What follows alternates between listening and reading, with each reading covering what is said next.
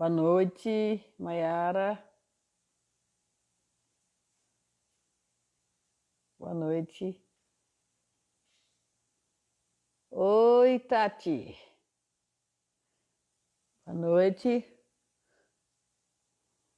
Boa noite, turma. Vamos receber hoje. Boa noite, boa noite.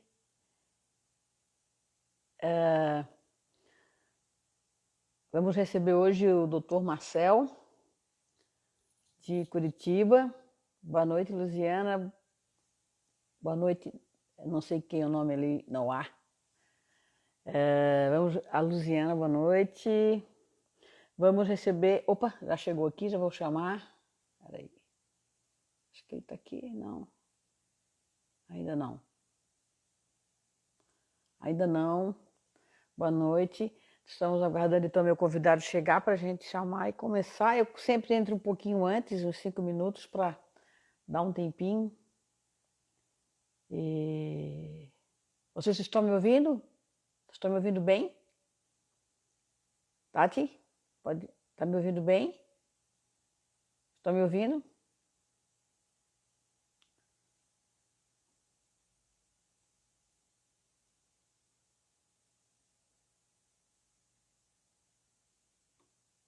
Boa noite, boa noite. Ah, tá me ouvindo bem? Então tá, ótimo. Vamos ver se meu convidado aí que já chegou. Boa noite, Tiago. Vamos lá, ainda não chegou. Então, gente, hoje nós vamos falar, né, sobre essa última decisão do STF, que foi na ADI 5543. Oi, Tiago. E vamos falar sobre, porque era proibido, né? Ah, que bom, ótimo. Era proibida a doação de sangue por homossexuais, eu acho que muita gente não sabia. E a gente tá... Oi, Manuel. Opa, entrou o meu amigo aqui. Já vamos chamar meu convidado. Minutinho só.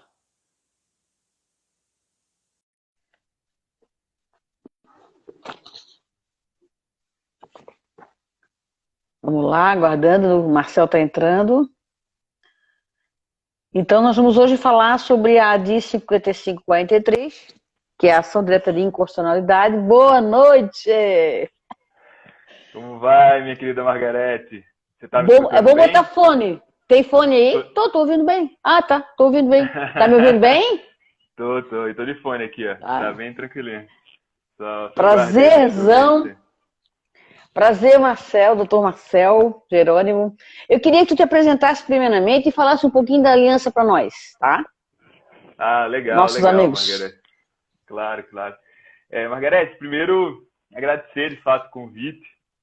Não vou te dizer que sou de Campina Grande, na Paraíba, né? E lembro que quando eu me formei lá na Faculdade de Direito da UFPB, Universidade Estadual da Paraíba, no segundo ano eu fiz faculdade de teatro.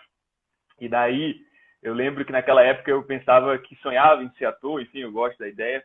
E lembro que toda vez que eu ensaiava e ainda ia fazer aquela pecinha, eu ficava nervoso, né? E nunca perdi o fio da barriga. E saiba que hoje é a minha primeira vez que faço uma live e tô nervoso. Nunca esqueço. Eu não esqueço essa ideia, na verdade, né? Mas enfim, eu sou paraibano, sou de Campina Grande. Lá a gente fundou a Comissão da Diversidade Sexual e de Gênero por pedido e ordem de Maria Berenice Dias, que eu mandei um e-mail para ela, E... para o site Direito Homoafetivo. E ela, porque eu queria que meu escritório ficasse lá no site dela, direito.com.br. Aí, Margareth, só que você não Certo. sabe dessa história. Simplesmente ela me respondeu o e-mail, não disse que ia colocar o meu escritório no site lá, que tinha, né, as logomarcas dos Sim. escritórios, e só disse assim: Marcel, meu querido, em Campina Grande não tem comissão da diversidade sexual. Funde agora. Fale com a Rosângela, fala com o Zé Neto. Só sei que eu tive que fundar. Isso foi lá em 2011, na verdade. Vim morar aqui em Curitiba, já conhecia a atividade do Tony Reis, né?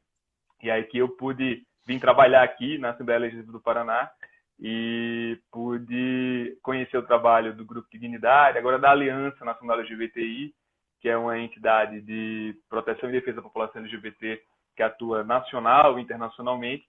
E hoje eu coordeno a área jurídica da Aliança. Hoje tem mais de 20 e poucas áreas que dividem em várias funções. A gente tenta fazer esse trabalho junto ao acompanhamento de casos, né, prestando orientações e também com litigância estratégica e advocacy junto às cortes superiores, né, com vários advogados e advogadas voluntários e voluntários que colaboram com a gente. O fato é que todas as ações do STF, né, que versaram sobre a população LGBTI, o Grupo Dignidade e a Aliança LGBT sempre estiveram acompanhando como amicus curiae, ou no popular, o amigo da corte, podendo fazer citações orais e memoriais. Eu vou até citar nominalmente todos os advogados e advogadas que atuaram lá, né? Primeiro a Gisela Schmidt, Claro, a nossa claro. querida amiga aqui, primeira advogada trans. Eu vou falar com ela Vou falar com ela, acho que dia 6 de junho vou falar com ela. 6 de junho, hoje. A Gisela, Gisela é uma queridaça. E Rafael Kirchhoff, nessa ação, atuou na ação de doação de sangue por HSH e mulheres trans. A Ananda Pucci, na criminalização. E mais recentemente a Andressa Regina Psilotti, que atuou nas ações de educação, né, que derrubou essas leis antigênero, escola sem partido, que o STF está julgando. Esse é o histórico da Aliança. Sim, então a Aliança tem um papel predominante no Congresso Nacional, aliás, em Brasília, no STF e também junto a uma advocacy no Congresso. Ela tem um papel predominante lá onde as coisas estão se decidindo, né? Tanto no Poder Judiciário como no Legislativo, é isso? Exatamente, exatamente. A gente tem o histórico da Aliança, né? Ela é até uma entidade, digamos, recente, tem 4, 5 anos de fundação, mas já tinha toda a bagagem da articulação do Tony Reis, junto com do Grupo Dignidade, né? Parceiros do Grupo Dignidade, fazendo esse advocacy junto às casas legislativas, né? Lá de Brasília, e também na Corte Superior, na Corte Suprema, né? No STF, fazendo um advocacy junto lá do STF. Então, Marcelo, tu poderias rapidamente dizer, o Tony Reis é o presidente da Aliança hoje, né? É quem dirige a Aliança, o Tony Reis. Um breve, só para quem não conhece, quem é o Tony Reis? Não, sim, claro. Tony Reis é uma estrela. Sim. Mas o que por exemplo, né? Aquela história, ele casou com aliás, o marido dele casou com a mãe dele para adoção, tal. Muita gente não conhece essa história, né? Não, quase que casa, né? Tony Reis é um daqueles GGs, né? Dos gays que faziam militância na década de 80, que tem uma raiz, com toda certeza, na luta no combate à pandemia do HIV naquela época, né? E o Tony, com essa natureza paranaense, né, do sul do Paraná, acabou que se associou à militância desde cedo com grandes, né, que ele sempre cita, o Luiz Motti, exato, o Mascarenhas, que era um advogado carioca e tal, e outros tantos e tantas, né, que ele pôde ir atuando. De fato, aí o Tony acabou que nas militâncias dele, ele acabou indo para Londres, encontrou o marido dele, na época, vivendo uma relação hétero, no metrô, disse, você vai casar comigo, do nada. O cara realmente hoje é casado com ele, veio para o Brasil, veio com visto de turista. Na época de 1990, na década de 90, ele teve, inclusive, que foi um caso de muita repercussão, porque o marido dele estava com visto de turista, acabou o tempo de turista e ele ia ser deportado. E aí começou toda uma história, na época, inclusive, com o apoio da Ruth Cardoso, né, a primeira-dama da época do Brasil, esposa do FHC, e capa de jornal e tudo mais. O David chega, inclusive, foi para o Serginho Groisman, né, o Programa Livre, com a história que, para o marido do Tony poder ficar no Brasil, a mãe do Tony iria casar com o David, o marido do Tony, né, e foi toda aquela confusão. E no outro dia dessa reportagem, a PF já disse, se isso ocorrer, vai todo mundo preso, que vai ser simulação. Enfim, no fim das contas, conseguiram administrativamente, junto ao Ministério da Justiça, a permanência do Tony, né? A permanência do David no Brasil, e aí continua a militância. O Tony tem, também dele uma decisão histórica no STF. O primeiro caso decidido de adoção foi por uma decisão monocrática da Carmen Lúcia, que não houve recurso, e aí vigorou o primeiro caso de adoção por casais do mesmo sexo julgado pelo STF. É o caso dos filhos do Tony, que era uma tese bem esdrúxula, né? O MP acreditava que haveria um limite para a idade, então casais do mesmo sexo só poderia adotar crianças acima de 14 anos, abaixo não. A criança não teria capacidade, e essa era a tese, né? O filho mais velho tinha acima de 14 anos, não se discutia, mas os filhos abaixo de 14 anos havia toda essa discussão e tal, e foi justamente a situação que foi decidida pela Carmen Lúcia para a manutenção das crianças mesmo, Nossa, essa discriminação. a discriminação é incrível, né? Até, imagine, como se um casal homoafetivo não tivesse condição de criar, né, uma criança, não tivesse condição de adotar um bebê, por exemplo, ou de 1 ano, 2 anos de idade, né? Ainda bem que isso foi derrubado, graças a Deus, e o Tony foi o precursor aí, né? O caso do Tony foi o grande caso. Eu gostaria, porque para as pessoas saberem, né, quem é a Aliança. A Aliança, ela vem do Grupo Dignidade, que já é um grupo que atua há muito tempo em Curitiba, né, Marcel? Do qual você é o coordenador geral jurídico, né, da Aliança, e que traz à frente nosso grande estrela, Tony Reis, nosso amigo, e que tem essa história linda, né? Essa história dele é incrível, né? A história do Tony é uma coisa realmente... E ele vem aí, né, conquistando, trabalhando, a Aliança é extremamente ativa, né, no combate à discriminação, o preconceito, enfim, está sempre atenta, né? A Aliança emite quase que diariamente uma nota, né, ou de apoio, ou de repúdio, ou de uma nota técnica, enfim. Ela está sempre atenta a tudo que está acontecendo na comunidade LGBT no Brasil inteiro, né? Ela tem representantes, né, representantes em todos os estados, né? Praticamente todos os estados, e do qual também eu faço parte aí, sendo sua coordenadora adjunta número 2. Claro, né, Marcel, querido, olha só, vamos falar hoje aqui então dessa ação direta de inconstitucionalidade, a 5543, que foi julgada recentemente, e graças a Deus, né, 7-4, até me assustei um pouco, eu achava que ia ser ia ser 10-1, mas foi 7-4. E nós vamos até falar um pouquinho, na verdade, eu só vou fazer o preâmbulo aqui do que é essa ação, e eu gostaria que tu fosse discorrendo, né, o que tu acha, e principalmente dos votos divergentes. Oi. Ô, Margareth, me permite a gente falar sério. Claro. Eu já te contei que eu uso muito o tu também, né? O paraibano usa, o tu e o ti. Aí vira e mexe me dizem que eu sou Catarina. Eu sou, na verdade, eu sou paraibano, na verdade. Não, e tu parecido, né? Bem característico. A tua voz, o sotaque é igual do camarote da Globo News, é incrível. Quando eu escuto, parece que estás aqui de casa. Ô, Marcel, então, a gente sabe que muita gente não sabia, né? Quando houve essa decisão, muita gente não sabia que homossexuais eram proibidos de doar sangue. E, na verdade, eles não eram proibidos, né? O que existia era uma portaria da Anvisa, aliás, um RDC da Anvisa e uma portaria do Ministério da Saúde, que dizia o seguinte, basicamente, né? Que nos últimos 12 meses, homens que se relacionassem com homens, né, não poderiam doar sangue. Nos últimos 12 meses. Ou seja, ninguém, né? Porque aí teriam que ser gays, casto, gay celibatário, porque nos últimos 12 meses, homens que se relacionavam com homens não poderiam doar sangue. E isso beira a um... Tu não acha isso uma prática discriminatória? Eu queria que tu me desse tua opinião a respeito disso. Não, com certeza, né? É engraçado, né? A história dessa norma e de como o movimento acompanhou a edição dessa norma pelo Ministério da Saúde é bem curioso mesmo, né?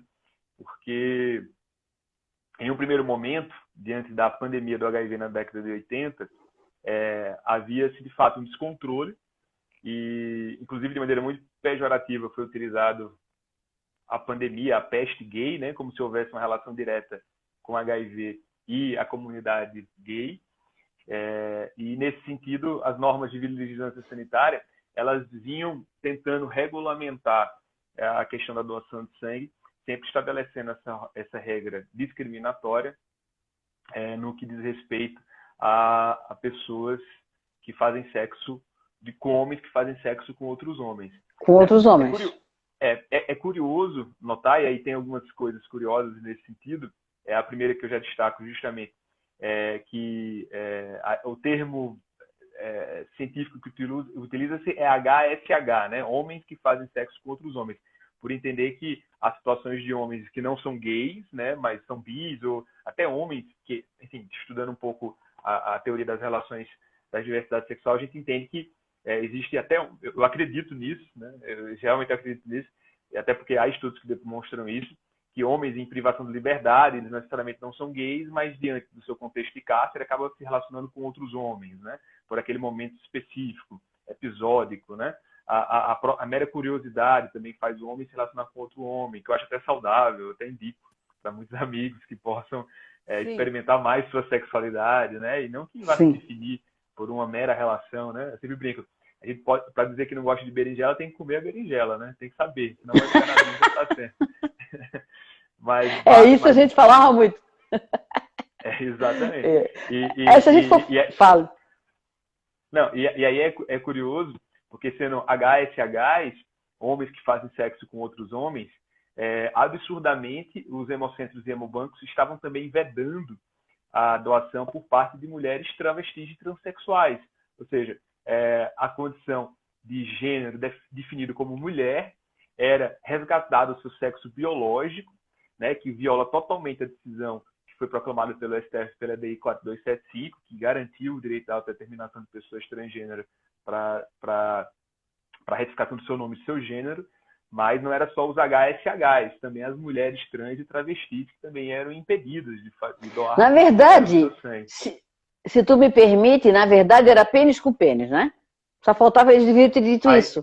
Só faltava estar na norma, né? Pênis por pênis, pênis com pênis, e invadindo de maneira atroz a intimidade, né? O direito à intimidade de cada um.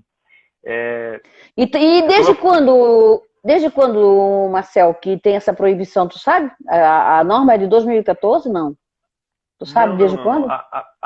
Não, exato. Na verdade, era isso que eu estava querendo contar ainda há pouco, Margarete, é que justamente o movimento, na década de 80, quando surge o HIV, as entidades de vigilância sanitária do país, ele acrescenta na norma da época de doação de sangue justamente essa expressão. Ela lá na década, final da década de 80, início da década de 90, a vigilância sanitária estabelece justamente a proibição de doação de sangue de HSH nos últimos 12 meses. A grande diferença de lá para cá são duas. Naquela época, o próprio movimento LGBT apoiava essa norma. Por quê? Havia um temor, inclusive, recentemente o Luiz Motti fez referência justamente a essa situação, no qual o GGB da Bahia apoiava a norma, por entender que não havia cientificamente como controlar a situação da pandemia do HIV, e que faria sentido, pela janela imunológica, que não tinha esse controle, não tinha esse estudo suficiente para tratar tanto a pessoa que adoeceu com o vírus do HIV, como também para entender o efeito do HIV, quanto tempo durava, enfim, toda essa situação que a gente está vivendo, até uma comparação com o coronavírus agora, né? Toda essa dúvida que a gente tem com o coronavírus, dos efeitos desse vírus no organismo, o que é que isso representa, que diz respeito à disseminação. Aí o fato é que o tempo vai passando, o movimento LGBT se reposiciona e há 20 anos atrás lança o primeiro documento dizendo, não, já temos estudo suficiente, ciência suficiente para entender que essa norma, se em um primeiro momento fazia razão de existir na defesa da coletividade em nome da saúde pública, hoje a ciência demonstra que essa norma não deve mais persistir porque viola um outro direito, que é o direito à igualdade e o da não discriminação. É curioso porque o que eu estou destacando para você agora, Margarete, é o que vem no julgamento do STF ser destacado no voto dos ministros que votaram divergentemente. Justamente a ideia da saúde pública como um bem coletivo que não poderia ser invadido por direitos individuais, no caso da não discriminação, enfim, esses direitos. Esse é o entendimento que foi tido, mas que o movimento, há 20 anos atrás, já se posicionou no sentido de afirmar que são coisas que até podem se comunicar, mas tem outras formas de agir, de fato, em nome da não discriminação.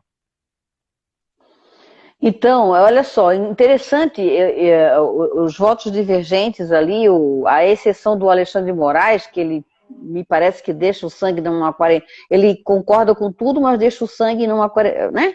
A grosso modo, mas deixa o sangue numa quarentena, né? Que seria uma janela imunológica isso, né? 40 dias. Exato. que é o tempo Exato. que... Então, quer dizer, ele mantém a discriminação, né? Como o que eu queria discutir aqui, basicamente, Marcel, é que por que está sendo... por que a conduta sexual, que era o que deveria... Por exemplo, é a conduta sexual que pode oferecer o contágio, certo? E não a orientação sexual. Ou seja, eles querem dizer o seguinte, homens que se relacionam com homens, né, eles têm a tendência maior de ter o sangue contaminado com HIV, é muito maior do que os homens que não se relacionam com homens. Então, eles estão querendo dizer o seguinte, que a orientação sexual do indivíduo fica acima da conduta. Enquanto que o homem hétero, que troca com diversas parceiras, ou até com outros homens, eventualmente, o homem hétero que chega lá e diz assim, não, eu sou hétero, sou casado, mas, entendeu? Então, assim... O típico pai de família, né? O típico pai de família que tem um caso com outro homem, né? O homem de bem, como diria o direito, né? O homem de bem. Né? O homem de bem, não, eu sou hétero. Eu sou hétero, sou casado, mas eu, às vezes, não, né? Então, quer dizer, isso criou, né? Criou uma grande... É uma grande discriminação. Por quê? Não é o fato de ser, isso é que eu queria que nós deixássemos hoje aqui claro, para quem está nos ouvindo, né? Que não é o fato de o homem ser homossexual, não é o fato do homem se relacionar com outro homem, ou uma travesti se relacionar com outro homem, ou uma transexual se relacionar com outro homem, que ela tem maior chances de contrair o HIV. Tanto que hoje, estatisticamente, exatamente, tanto que hoje, estatisticamente, os héteros passaram dos homossexuais, né, Marcel? Então, estatisticamente, né? Não, estatisticamente, de fato, há um aumento avassalador da falta de cuidado e de fato, clareza que se tem de que não existe, como você afirmar, que gays são promíscuos, os héteros não, que há uma lógica nesse sentido. Enfim, não faz sentido, de fato, acreditar nessa questão. Eu gosto de lembrar a história do movimento LGBT diante disso, porque, de fato, traz à tona exatamente essa capacidade da gente compreender que, pela primeira vez, uma votação no STF nos temas da diversidade sexual não foi unânime, né? É um ponto a se destacar, porque realmente, ainda mais agora, diante da pandemia do coronavírus que a gente está vivendo, me parece também que influenciou a Suprema Corte Brasileira a fazer um julgamento mais rígido, mais conservador, se assim eu posso dizer, numa interpretação na colisão de dois princípios constitucionais, preferiu alijar o princípio da não discriminação. De fato, é um debate que foi bem interessante ver. Então, Marcel, a gente sabe que o ministro Fachin, que é o relator dessa DIN, né, dessa ação direta de inconstitucionalidade, a 5543, o ministro Fachin, ele pediu um laudo, um relatório médico, para que ele pudesse decidir. Né? Então, ele decidiu em cima... Estão dando aqui parabéns. Muito obrigada pela contribuição. Há de se destacar na conduta de risco e não nos grupos de risco, pois quando se mantém os grupos de risco, sempre teremos preconceito e discriminação. Exatamente. É isso aí, amigo. Eu não estou vendo o nome aqui, não está aparecendo para mim, mas é isso mesmo. Então, o ministro... É o nosso amigo Denilson. Hugo? Denilson. Denilson. Denilson, ele é professor da Universidade Estadual do Amazonas. Também é colaborador nosso, Margarete, da Aliança. Que bacana. É advogado e professor. Obrigado, Denilson. Que bacana. Oi, Denilson. Obrigada pela contribuição, Denilson. Bom que a gente está falando com o Brasil inteiro aqui. Isso eu acho fantástico, né? Por isso que, às vezes, você me conhecia de nome, né? Lá da Paraíba. Olha só que bacana isso, né? Eu conheço o Charles lá do Acre. Esses dias eu liguei para o Charles lá no Acre. Então, essa nossa comissão também uniu um povo bacana, né? A gente conhece todo mundo, tudo que eu tenho canto. Ô, Marcel, me diz uma coisa. Esse relatório do Fachin, esse relatório médico que ele solicitou, e ele decidiu favorável. Então, ele percebeu que, cientificamente, não há realmente, que ele fala aqui, né? Ele diz aqui que é o seguinte, Fachin apontou também para o regulamento internacional, do qual o Brasil é signatário, e frisou a importância de segui-lo, né? Ele falou isso. E ele diz o seguinte aqui, né, no final do voto dele, que eu queria...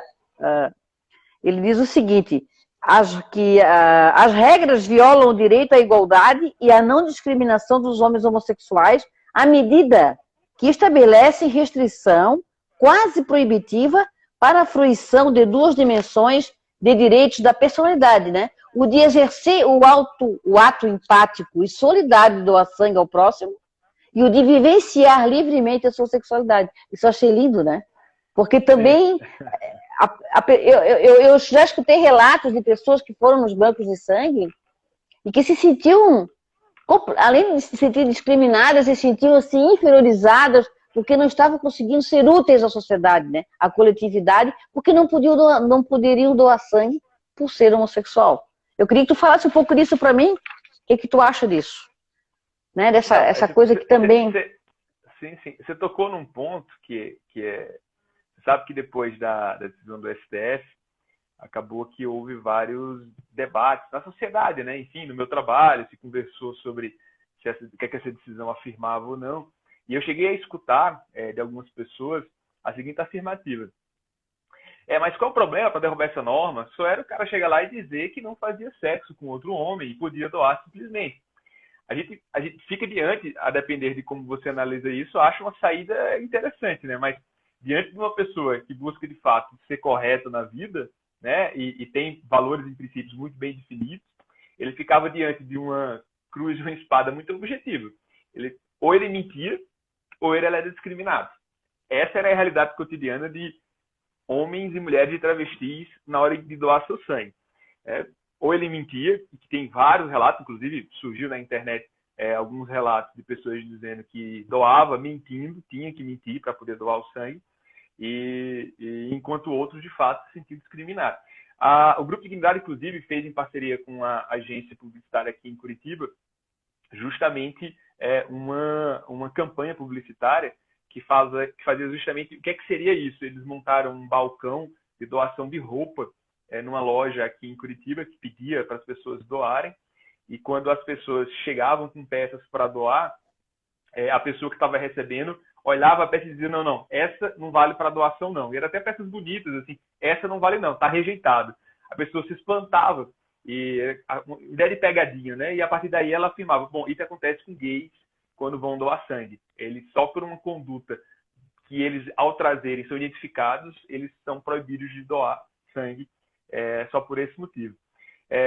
A lógica do preconceito, sem sombra de dúvidas, leva até para outros direitos serem violados. Porque, por exemplo, aqui no estado do Paraná, há uma possibilidade de garantia de isenção, melhor, de garantia de meia entrada em shows, teatros e tudo mais, para quem comprova uma quantidade de doação de sangue tantas vezes no ano. Se ele doa 4 vezes no ano, se não me engano, você tem acesso à meia entrada.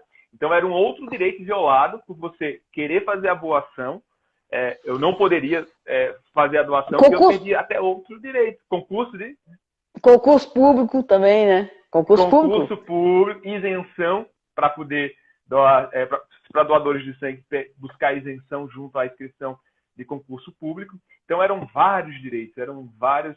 você queria falar assim, era um concurso de penalidades, né? Um concurso na ideia do penal, né? Mas, enfim, basicamente, era de fato...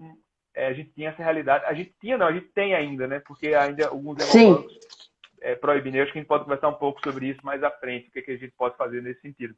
Mas vamos discutir agora as decisões. Mas realmente, nesses direitos que estavam sendo violados, que não faziam nenhum sentido, e que levaram, e é bom deixar claro, né? Depois de uma articulação feita de advocacy dentro do Congresso Nacional, em discussão junto com 2 partidos políticos. Um dos partidos entrou com essa ação, foi o Partido Socialista Brasileiro, que através do escritório de advogados, o Rafael Carneiro, deram entrada nessa ADI através do PSD lá no STF em 2016, que aí hoje a gente tem estamos discutindo essa decisão final lá da Suprema Corte. Mas voltando, Fachin, ao dar o seu primeiro voto lá em 2018, Fachin estabelece, de fato, um voto paradigmático, né? Eu lembro que o despacho inicial do Fachin é muito belo, até poético, quando ele fala quanto de sangue terá que ser derramado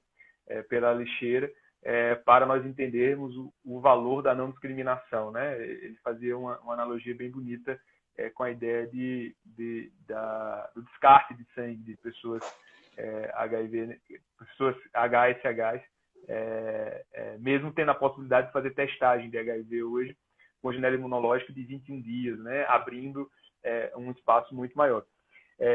Fachin ele já destaca, e como você vem afirmando, Margarete, justamente que o direito da coletividade, associado ao parecer que ele recebe da ciência, que há sim outras formas de você poder fazer o controle sanitário desse sangue, e que por esse motivo não haveria jamais de ser estabelecido essa discriminação. Sim.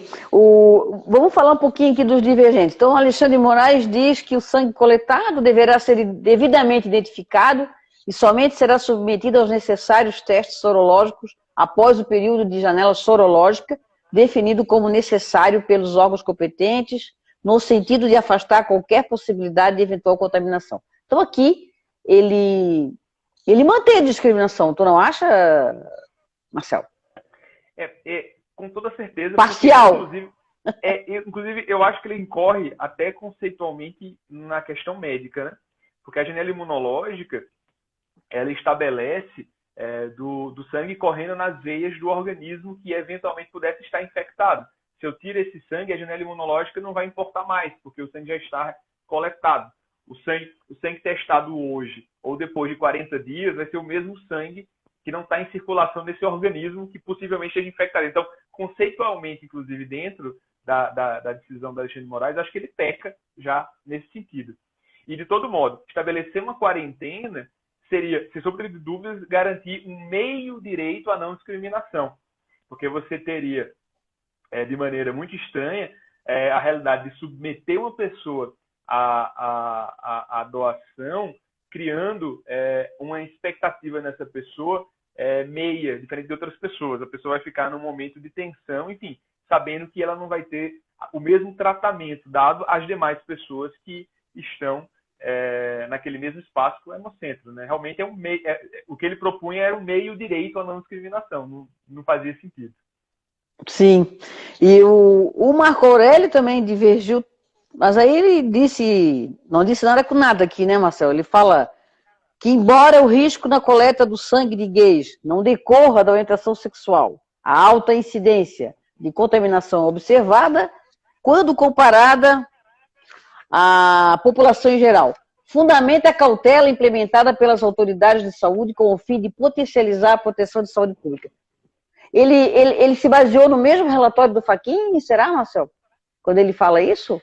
O relatório médico? Não. A gente teve algumas outras entidades que se apresentaram lá ao STF, mas aí eu volto justamente ao que eu afirmava do histórico dessa ação, antes dela ser protocolada, a história da luta do movimento LGBT no enfrentamento, que de fato a gente teria, e essa foi a interpretação por parte de alguns ministros do STF, dois princípios a serem avaliados: o princípio da saúde pública, um direito coletivo, né, e o princípio da não discriminação. A grande diferença do que poderia ser tratada para prevalecer o princípio da saúde pública seria se a gente não tivesse segurança científica no que diz respeito à avaliação de sangue, né? E mais, dentro de outra interpretação, o questionário realizado, feito dentro do serviço social dos hemocentros e hemobancos, o questionário ele tinha uma pergunta claramente discriminatória, porque, inclusive, essa a tese que eu defendo na nova regulamentação, que se eu quiser retirar uma norma, se eu quiser criar uma norma de 12 meses, que eu mantenha normas muito parecidas, inclusive, com aqueles comportamentos de riscos que estão, Margarete, como você acho que citou lá no início, né, a portaria impugnada que proibia de doar sangue, referia-se a uma portaria do Ministério da Saúde, que estabelecia no seu artigo 65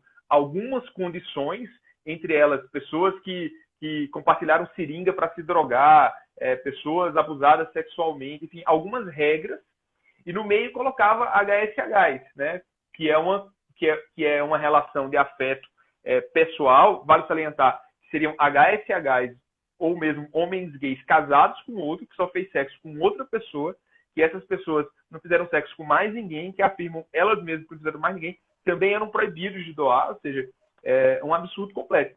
Eu defendo que essa norma possa até ser estabelecida, mas que ela crie um critério que seja a conduta sexual do indivíduo. Ou seja, aquele sujeito que eventualmente tenha nos últimos 12 meses se submetido a, que inclusive entendo eu que o prazo de 12 meses pela janela imunológica estabelecida hoje para o tratamento do HIV, né, da análise do sangue do HIV e de outras DSTs, não estabelece a necessidade de 12 meses, poderia ser reduzido esse tempo, mas que focasse não na orientação sexual, mas na conduta social do indivíduo. Se ele se submeteu a algum tipo de prática sexual que se expôs... Ou sem que, proteção. Enfim, sem proteção. Sem proteção, que participou, enfim, diversas formas. Que aí não seria apenas o HSH, seria até os héteros, né? Até as pessoas héteros que também se submeteram a esse mesmo tipo de conduta. Então vamos até direto pular para essa parte. Como é que nós vamos viabilizar isso aqui na ponta? Nos bancos de sangue? Como é que nós vamos, por exemplo, a nossa comissão aqui de Santa Catarina, da UAB, nós vamos agora emitir um ofício à Secretaria da Saúde do Estado e ao EMOSC, para que viabilize essa... Eu não sei se a gente está solicitando aqui eu acho que eu tinha te falado isso, a revogação dos 2 artigos que foram declarados inconstitucionais. Eles têm que ser revogados e alterados o seu teor, né? Tirando aquela discriminação ali. E eu não sei o que tu achas, como é que vocês vão, aí enquanto aliança, como é que vocês vão trabalhar nisso? Margarete, eu cheguei a discutir isso semana passada, 3, 4 dias depois da decisão do STF.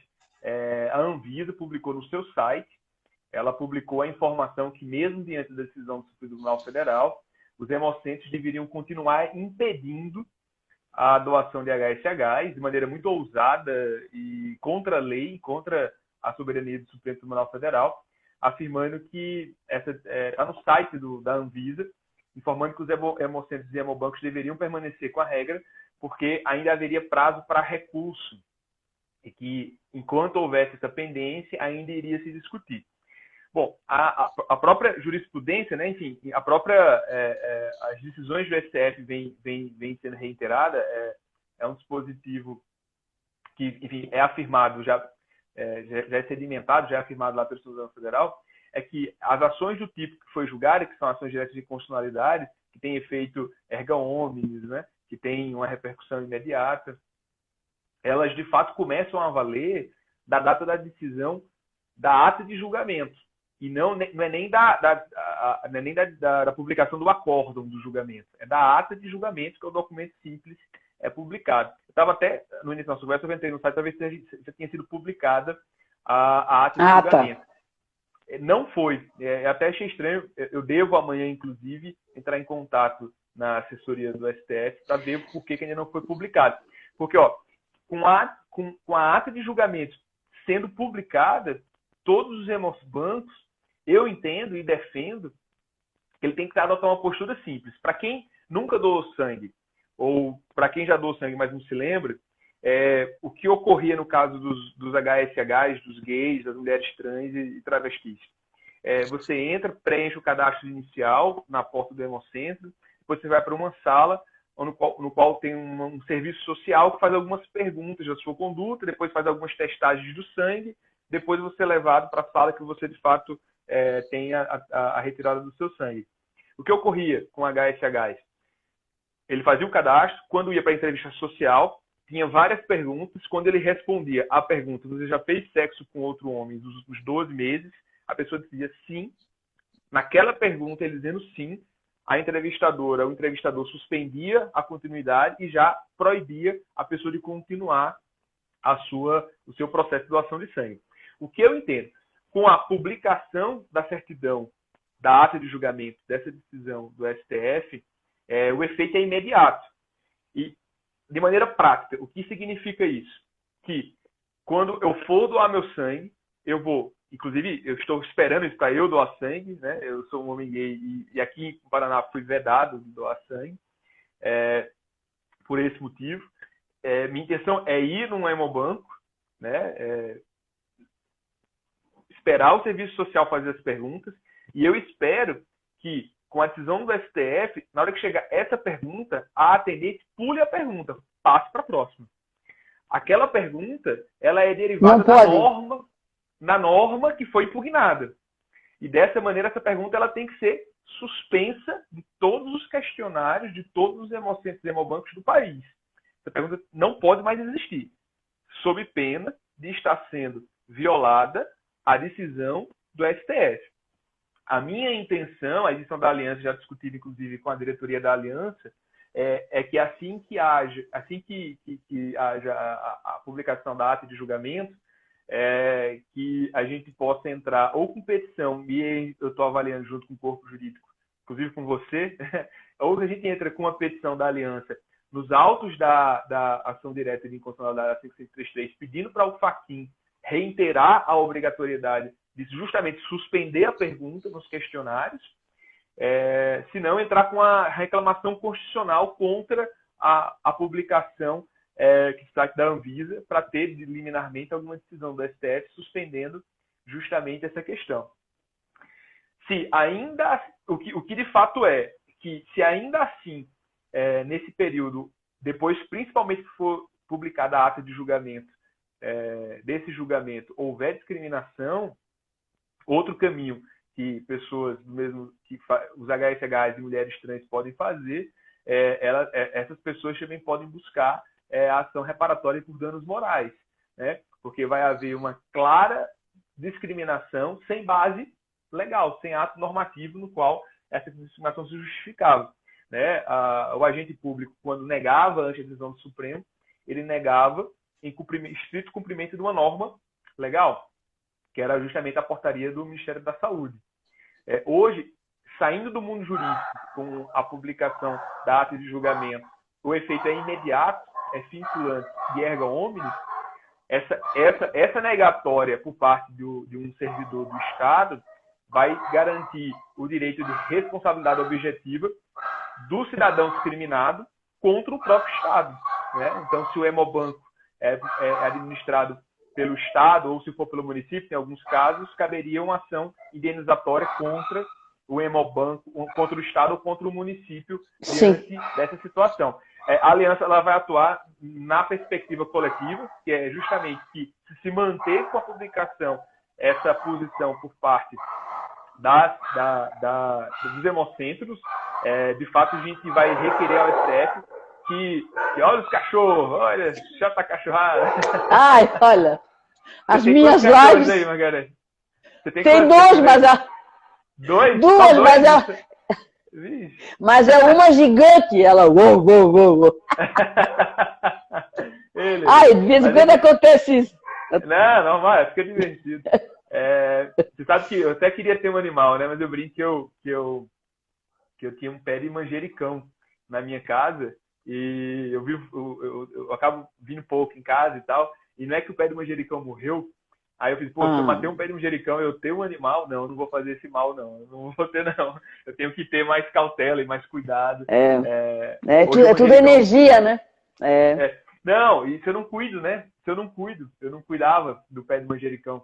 E aí ele morreu. Hoje eu cuido, eu pego muito manjericão tem um jardinzinho aqui do próprio prédio, que é seu Honório, o porteiro que cuida, e a gente sempre vai lá e pega lá o manjericão. Mas enfim, voltando.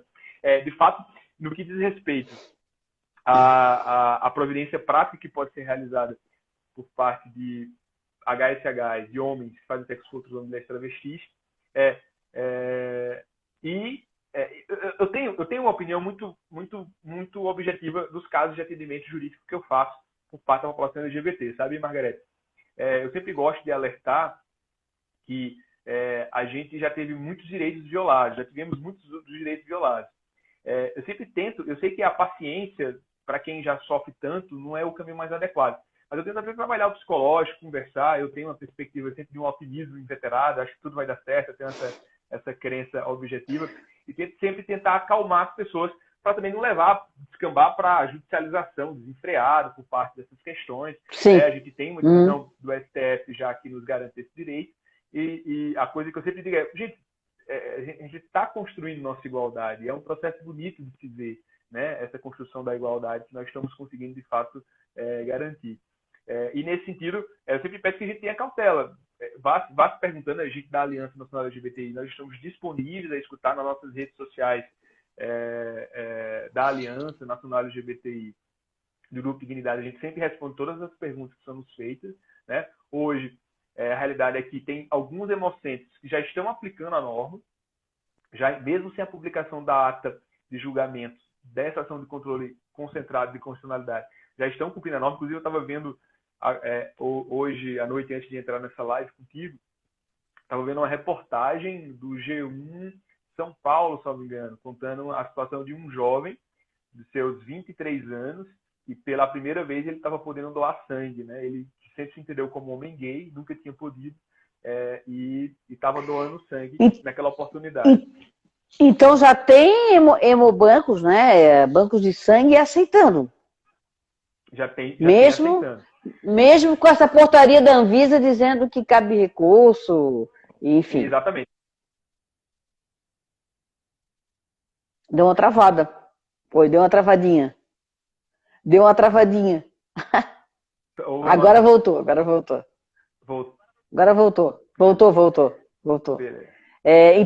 Então existe, tu já tens notícia que tem estados que já está funcionando. Tens algum que possa nos dizer? O Paraná, não.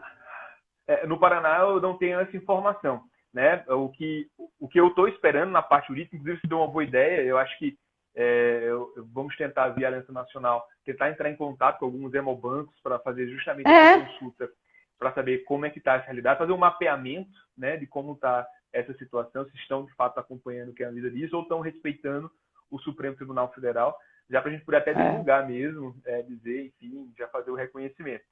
Nós vamos fazer isso. Eu acho que é importante. Trabalhar, Margarete. Vamos trabalhar nisso aí, porque a gente tem que... Não adianta o STF decidir, é igual a criminalização da homofobia. Se nós não... Os advogados aqui não orientar o cidadão LGBT com relação aos direitos deles, né, na criminalização da homofobia, ele chega numa delegacia, ele acabou de ser vítima de uma homofobia, e aí o delegado vai colocar a injúria lá da lei do juizado especial criminal, sabe? Vai gerar um termo circunstanciado e não vai acontecer absolutamente nada, entende? Então tem que chegar lá, eu sempre oriento, né? Oriento, quando alguém me procura, eu digo, olha, chega lá, exige que ele coloque ali a Lei 7.716/89, que é prática de racismo, que é entendido como raça, equiparado e aí é uma ação penal comum, né? Ela foge daquele rito do juizado especial criminal, que onde o delinquente lá, o agente, acaba se escapando com a cesta básica, com um trabalho comunitário, né?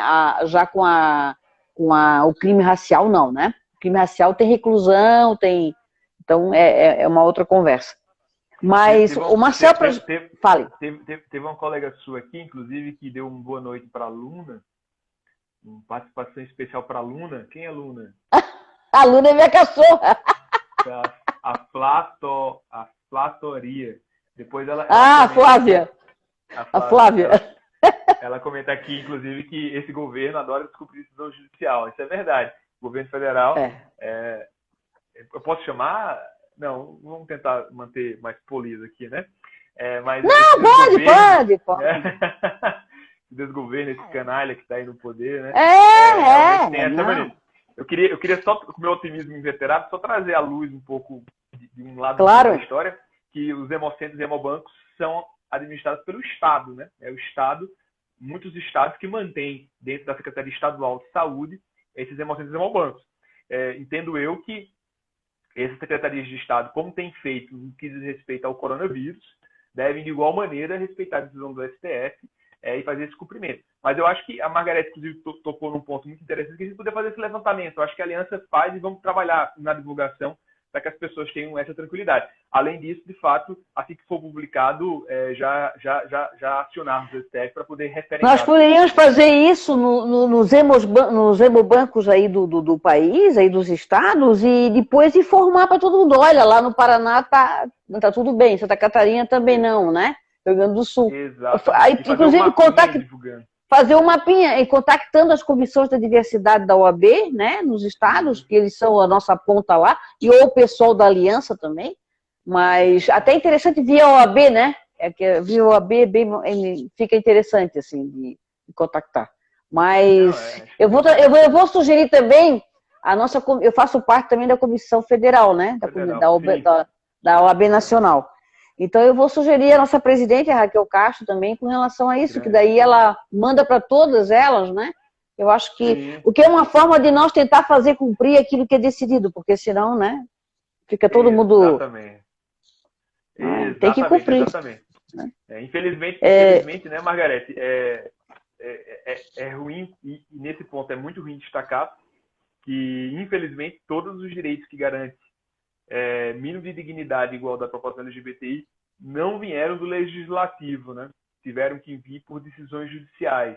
Né? Infelizmente, a gente tem um legislativo bastante conservador, que saca essas eleições que aí estão por vir, a gente comece, de fato, a construir um legislativo que represente os anseios da sociedade, que demonstre a diversidade que a sociedade impõe, que possamos, de fato, garantir uma derrota qualificada a essas bancadas conservadoras que legislativos do país afora estão inundando o país, e, quiçá, aí em Florianópolis a gente tenha vereadoras engajadas na luta. Estamos trabalhando para isso. Tu sabe que eu nunca falei isso, vai ser a primeira live que eu vou falar. Eu sou pré-candidata aqui em Florianópolis, e o meu partido é o PSB, que foi o autor dessa ação. Olha que bacana, que bacana.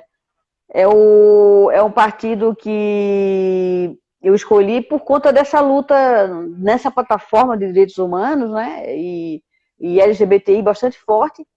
Então, achei muito, muito bacana, e é um partido que se posiciona como eu me posiciono politicamente, de centro-esquerda, sem ter aquela esquerda extremista, né? Mas uma esquerda moderada e que trabalha pelo social, pelos direitos humanos, que é a nossa pauta, né? Então, a gente está nessa luta aí. Né? Querido, bacana. Tens algum recado aqui? Falta 5 minutos, não, 7 minutos para nós terminar a nossa live. Tu fica à vontade. Eu já quero, de antemão, te agradecer a tua disponibilidade. É uma honra estar trabalhando contigo, né? Eu sou brava, né, Marcelo? Você é o quê? Desculpa? Brava, né, Marcelo? Brava. Não, você é sincera. Sincera. Eu brinco que você, Margarete, lembra muito aquelas mulheres paraibanas, aquela coisa de minha mãe, minha avó, minha bisavó. Ah, é? Que bom. Fortes, de fibra, de verdade, de gana, de desejo, de mudar o mundo, de falar, né? É bacana ver isso, né? Eu fico muito feliz, e inclusive de poder ter sido convidado por ti, para a gente estar junto aqui nesse bate-papo.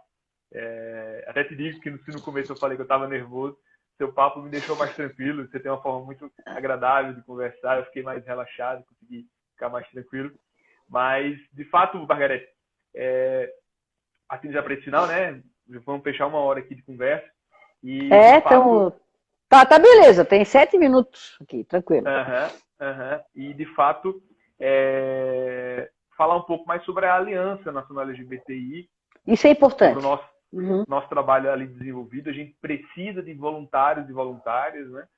Eu brinco que a Aliança está se especializando em movimento social, mas quase um negócio social, né? A gente vende um produto que é cidadania para a população LGBTI, e para isso a gente faz advocacy, né? Que, para quem não é de movimento, advocacy é quase o lobby de empresas, o movimento social faz advocacy. A gente tem esse produto muito forte, que é a cidadania plena da população LGBTI, e para isso a gente tem um instrumento do advocacy, da litigância estratégica, e na prestação de serviço para a comunidade, na ausência do Estado assim fazer, de maneira gratuita. Nossas atividades todas são realizadas de maneira gratuita.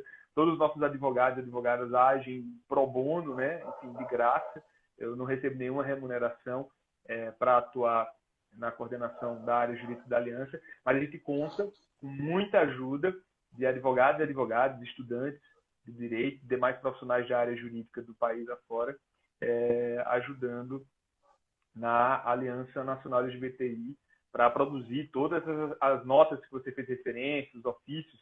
Hoje mesmo a gente despachou alguns ofícios para o MPF referente à nova posse do novo PSDC, né? A gente mandou um ofício de agradecimento aos trabalhadores do PRA. Também estamos acompanhando a situação aí do caso de Orleans, do radialista. De igual maneira, a gente está com um caso lá na Paraíba de um assassinato de um jovem militante da esquerda que foi brutalmente assassinado. Entraram em contato com a gente hoje, pedindo também que, se possível, acompanhar o caso lá. E aí, de fato, o que a gente precisa é de ajuda, de voluntários, voluntárias, pessoas que possam se dedicar à causa. A gente está aqui online, né? Então podem entrar em contato direto comigo aqui no direct do Instagram, para que a gente possa continuar esse trabalho. Basicamente, a gente tem um grupo do WhatsApp, no qual todos os advogados e advogadas, profissionais de área jurídica ou estudantes, a gente inclui lá dentro e espera justamente essa interação para que possamos executar nossos trabalhos da melhor maneira possível. Margarete, eu vou te dizer, e também não é só uma coisa que eu não sei se eu que estou entendendo, não é só a aliança não é formada somente de advogados, né? É do movimento, é do movimento todo, gays, sim. lésbicas, travestis, mulher trans ou até simpatizantes, enfim. Não há necessidade de ter uma outra, não tem que ter uma orientação sexual, né? E nem ser advogado, né? Nessa perspectiva de advocacy nosso, a gente tem alguns grupos de diversidade religiosa, de cristãos que apoiam a causa LGBT, de héteros. Sim, eu conheci aí no congresso. Eu conheci o pastor, conheci um pastor e um padre. Maravilha. A gente tem outros grupos que diz respeito à área de não binária, trabalho de indígenas LGBTI, pessoas com deficiência, enfim, a gente tem diversas áreas possíveis de engajamento social para a gente poder virar essa página da história, que era a página no qual havia preconceito. Eu gostaria de lembrar, Margarete, até nesse momento já de encaminhando com uma mensagem positiva, de destacar que nessa minha paciência, nessa minha resiliência, nessa minha forma de entender, é que se um dia acreditavam que a Terra era plana, a gente descobriu que a Terra era redonda e o mundo foi mudando.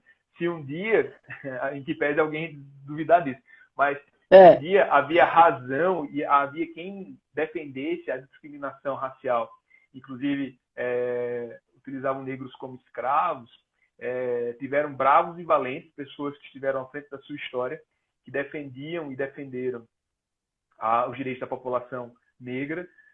E é bom lembrar que havia os abolicionistas e haviam aqueles que diziam que se houvesse a garantia, a economia ia ruir, que a estrutura familiar do país ia cair. De fato, esse discurso perdeu e hoje a gente continua buscando a plena igualdade racial na nossa sociedade. Se até 1929, 30, mulheres não votavam, né, e a importante luta das mulheres garantiu o direito ao voto, e haviam quem dizia que a participação feminina, até um idiota, inclusive, que concorre ao Ministério da Saúde, né, na situação desse desgoverno que aí está posto, afirmou da participação da mulher no processo político de maneira totalmente criminosa, assim posso falar, misógina, machista, pilantra, né, canalha, criminoso. Mas as mulheres participaram e hoje qualificam a política, né, de maneira muito objetiva, qualificam a política, e a gente realmente demonstrou para quem defendia o contrário que eles ficaram para trás da história. De igual maneira, é essa pauta pioneira da nova revolução social, que é para a garantia plena dos direitos da população LGBTI.